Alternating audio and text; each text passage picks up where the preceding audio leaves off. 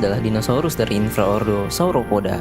Dinosaurus dari kelompok ini terkenal dengan lehernya yang panjang dan ukurannya yang sangat besar. Di dalamnya terdapat Argentinosaurus, Diplodocus, Titanosaurus, dan beberapa jenis lainnya yang memiliki berat diperkirakan dapat mencapai 50 ton. Hewan-hewan seperti dinosaurus terkenal dengan ukuran besarnya. Mereka pernah berjalan di daratan ini. Tidak berhenti di sana, setelah dinosaurus punah, mamalia mulai berkembang dan beberapa memiliki ukuran yang juga besar.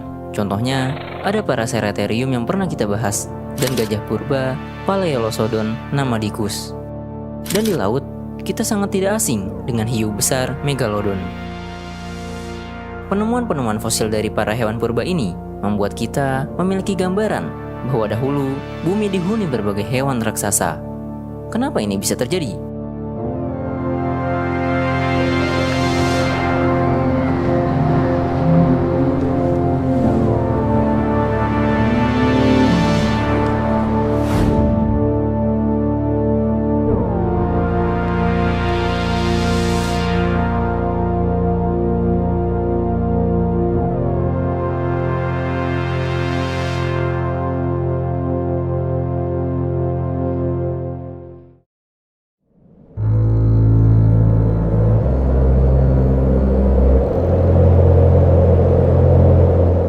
Sebelum era dinosaurus dimulai, sebenarnya tidak ada hewan darat yang sebesar gajah Afrika, dan tidak pernah ada hewan yang lebih besar dari paus biru. Tapi, ada beberapa hewan yang bisa kita bandingkan dengan yang ada sekarang. Di zaman Paleozoikum, hewan besar lebih mendominasi lautan, dan di era yang berlangsung sekitar 541 sampai 250 juta tahun yang lalu ini, juga pernah ada masa di mana serangga raksasa mendominasi bumi. Di era Paleozoikum, beberapa contoh hewan besar seperti Cephalopoda raksasa yang ukurannya dapat mencapai 2 meter, hidup di periode Ordovisium. Kemudian, ada ikan berlapis baja yang ukurannya lebih besar dari hiu putih saat ini. Dan arthropoda terbesar yang pernah diketahui yang berukuran lebih dari 2 meter, yaitu Jaekelopterus, hidup di periode Devon. Masih di era Paleozoikum, tepatnya di periode Karbon sekitar 300 juta tahun yang lalu. Saat itu, berbagai serangga dan arthropoda raksasa pernah hidup di bumi. Contoh paling dikenal adalah kecoa raksasa Rhoachoid dan capung legendaris yang berukuran sebesar burung, yaitu Meganeura. Selain itu, ada kelabang besar yang berukuran hampir 3 meter bernama Arthropleura. Setelah era Paleozoikum, barulah kita mulai masuk ke era di mana dinosaurus mulai mendominasi. Disinilah hewan darat akhirnya tumbuh ke ukuran yang tidak pernah tertandingi hewan darat lainnya di era manapun. Era dinosaurus disebut dengan Mesozoikum dan terbagi menjadi 3 periode. Di periode awal, yaitu periode Triasik, sekitar 250 hingga 200 juta tahun yang lalu, dinosaurus belum tumbuh begitu besar. Dinosaurus terbesar saat itu yang telah diketahui sejauh ini adalah Plateosaurus, yang panjangnya sekitar 4,8 hingga 10 meter dan beratnya sekitar 600 hingga 4000 kg. Berat ini bahkan sedikit lebih ringan dari gajah Afrika jantan. Barulah beranjak ke periode selanjutnya, yaitu Jurassic.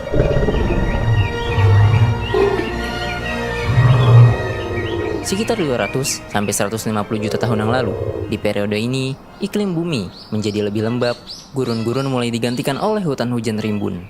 Dinosaurus besar mulai muncul di periode Jurassic. Dinosaurus Sauropoda mulai muncul dengan ukuran besar. Beberapa di antaranya ada Diplodocus dan Brachiosaurus, yang beratnya dapat mencapai 30 ton. Dan diikuti beberapa Sauropoda dan dinosaurus lainnya yang berukuran besar. Periode Jurassic berakhir, kini beranjak ke periode akhir dinosaurus, yaitu Cretaceous, sekitar 145 hingga 66 juta tahun yang lalu. Di sini, dinosaurus Sauropoda masih mendominasi dari segi ukuran. Beberapa dari mereka tumbuh semakin besar, bahkan di antaranya termasuk hewan darat terbesar yang pernah diketahui. Di antaranya ada Titanosaurus dan Argentinosaurus, yang dapat mencapai berat hingga lebih dari 50 ton, serta beberapa sauropoda lainnya, dan masih banyak dinosaurus besar lainnya yang hidup di periode ini. Di periode Kretasius, kerabat jauh buaya tumbuh hingga sepanjang 9 meter. Di udara juga sama besarnya. Kadal terbang Pterosaurus mencapai ukuran terbesarnya dengan lebar sayap hingga 12 meter. Pterosaurus ini bernama Quetzalcoatlus. Setelah terjadi kepunahan massal yang memusnahkan dinosaurus dan menjadi akhir dari era Mesozoikum, kini bumi beranjak ke era Neozoikum yang berlangsung sekitar 65 juta tahun yang lalu hingga saat ini. Di era ini, mamalia mulai menggantikan peran. Beberapa dari mereka tumbuh sangat besar. Di akhir Oligosen hingga awal Miosen, para Ceratherium tumbuh setinggi 5 meter, menjadi salah satu mamalia darat terbesar yang pernah ada. Sloth tanah raksasa juga berkeliaran di era Neozoikum. Spesies gajah raksasa Paleolosodon namadicus juga hidup di era Neozoikum, tepatnya periode Pleistosen. Di tempat yang sekarang menjadi wilayah Tiongkok, kera besar bernama Gigantopithecus hidup memakan tumbuh-tumbuhan di sana. Di perairan, ada sang legenda Megalodon yang hidup sekitar periode Miosen awal hingga Pliosen akhir. Dan dari kubu reptil, Titanoboa dan beberapa jenis reptil lainnya berukuran lebih besar dari kerabatnya yang ada saat ini. Sejak era serangga raksasa, kemudian dinosaurus, hingga mamalia besar dari berbagai masa pernah hidup di bumi kita. Tapi, kenapa hewan-hewan purba ini tumbuh menjadi besar?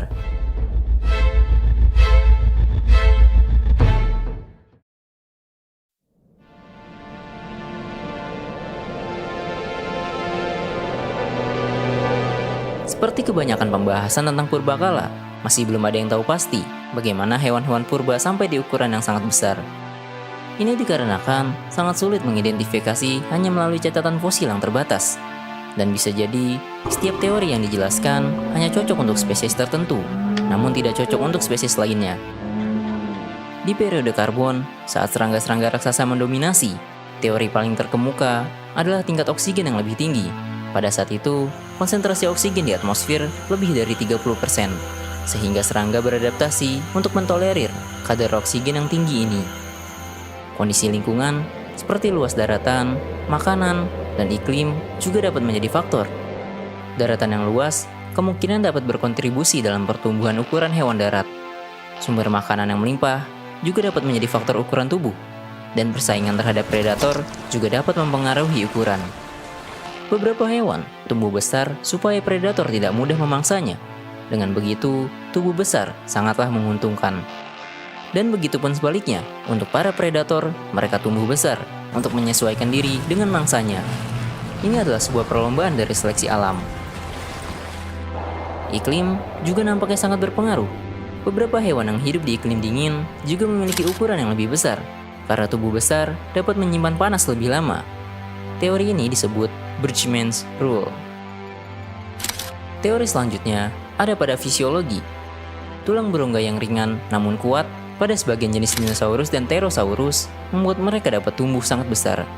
Tulang ringan dinosaurus juga terkait dengan sistem kantung udara. Kantung udara ini membuat sistem pernapasan menjadi efisien pada dinosaurus. Ini sangat membantu distribusi oksigen ke tubuh yang besar. Selain itu, kantung udara ini juga berperan dalam meringankan tulang dinosaurus dan pterosaurus. Hal serupa dapat kita temui pada burung yang dapat membantunya terbang tanpa kehabisan oksigen. Selanjutnya, ada yang namanya Cope's Rule. Menurut aturan Cope, spesies hewan cenderung berevolusi semakin besar dari nenek moyangnya. Ini dapat kita lihat pada kasus dinosaurus, sauropoda, dan pterosaurus yang semakin tumbuh besar melebihi pendahulu awalnya. Dan juga berlaku pada banyak spesies mamalia awal. Tapi, lagi-lagi, faktor tubuh besar adalah hal yang sangat kompleks. Dan alih-alih mengeneralisir semua hewan besar, justru mungkin setiap spesies memiliki faktor berbeda untuk tumbuh menjadi besar. Sekali lagi, beberapa teori mungkin cocok untuk spesies tertentu, tetapi tidak cocok untuk spesies lainnya. Atau bahkan, pertumbuhan besar ini mungkin dipengaruhi oleh faktor yang belum pernah kita ketahui. Dan gambaran kita tentang hewan purba yang besar juga nampaknya terjadi karena bias konfirmasi.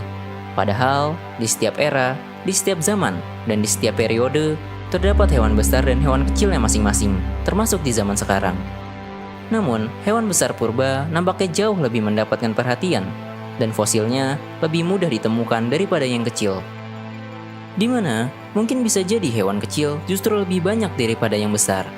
Selain itu, tidak semua hewan besar ini hidup secara serempak. Beberapa dari mereka hidup di zaman yang berbeda, di mana setiap zaman hewan besar muncul silih berganti. Tapi, kenapa banyak hewan besar purba ini justru menghilang?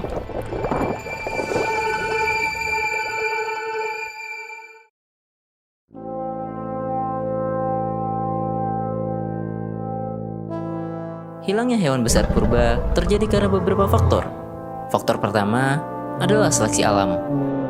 Beberapa hewan mengalami kepunahan karena tidak lagi mampu beradaptasi pada kondisi baru, atau kalah dalam persaingan dengan hewan lain, yang akhirnya menyebabkan mereka punah.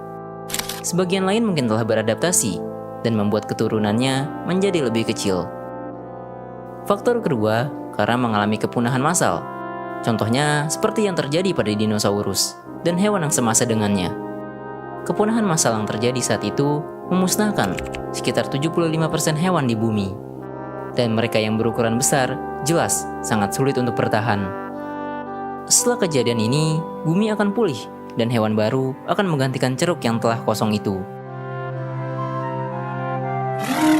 Pada akhir zaman es, saat dimana manusia sudah mulai tersebar di berbagai benua, saat itu, mamalia besar masih banyak hidup di bumi, lebih banyak dari yang ada saat ini. Bahkan, beberapa pernah hidup berdampingan dengan manusia. Ada lebih banyak spesies gajah dan badak pada saat itu. Sloth tanah raksasa juga masih hidup di Amerika Utara pada akhir zaman es. Di Australia juga ada wombat raksasa. Spesies kucing besar juga lebih beragam, begitupun pada beruang. Rusa raksasa legendaris juga masih hidup di belahan bumi utara. Dan banyak mamalia darat besar lainnya yang persebarannya lebih luas dibanding yang ada sekarang. Tapi, kenapa mereka banyak yang menghilang? Ada peristiwa yang disebut kepunahan kuarter. Kepunahan ini terjadi pada akhir periode Pleistosen hingga awal Holosen, berlangsung sekitar 50.000 hingga 10.000 tahun yang lalu. Peristiwa ini banyak memusnahkan megafauna, membuat keragaman hayati menjadi berkurang. Tetapi, kepunahan kuarter ini masih belum dapat dianggap sebagai kepunahan massal. Penyebabnya masih belum diketahui secara pasti dan masih menjadi perdebatan. Namun, hipotesis paling populer diduga karena perubahan iklim, mengingat saat itu juga merupakan transisi dari akhir periode zaman es. Peningkatan suhu bumi, perubahan vegetasi, peningkatan volume air laut, dan perubahan pola cuaca menjadi pendukung dari hipotesis ini. Tapi hipotesis ini pun masih diperdebatkan. Dugaan lain ada pada kita, manusia. Perburuan yang dilakukan manusia nampaknya menjadi salah satu penyebabnya. Namun lagi-lagi, ini hanya hipotesis. Setelah kepunahan kuarter, Afrika menjadi tempat yang paling sedikit terkena dampak. Itulah sebabnya, saat ini, keragaman hewan besar masih cukup banyak di Afrika. Dan beberapa mamalia darat besar di seluruh dunia adalah sisa yang selamat dari kepunahan kuarter. Meskipun kita telah mengetahui hewan-hewan besar di zaman purba, namun sebenarnya zaman kita hidup juga masih dapat dijumpai hewan besar. Gajah, jerapah, badak, kuda nil masih terbilang hewan besar. Di laut, cumi-cumi raksasa dan beberapa spesies cetacea juga memiliki ukuran yang sangat besar. Hanya saja, karena mereka cukup familiar, membuat kita lupa.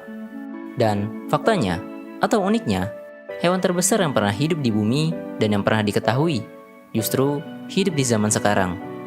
Ia adalah paus biru. Tidak ada hewan yang melebihi ukurannya, bahkan juga dinosaurus. Tidak ada satupun dinosaurus yang melebihi ukuran paus biru, termasuk dinosaurus terbesar sekalipun. Kami selalu mengingatkan bahwa yang kita bahas di video ini bisa saja berubah seiring penelitian berlanjut. Jika kalian ingin menambahkan informasi tentang pembahasan kita kali ini, silakan tulis di kolom komentar. Dan seperti biasa, sekian dulu video kali ini. Terima kasih.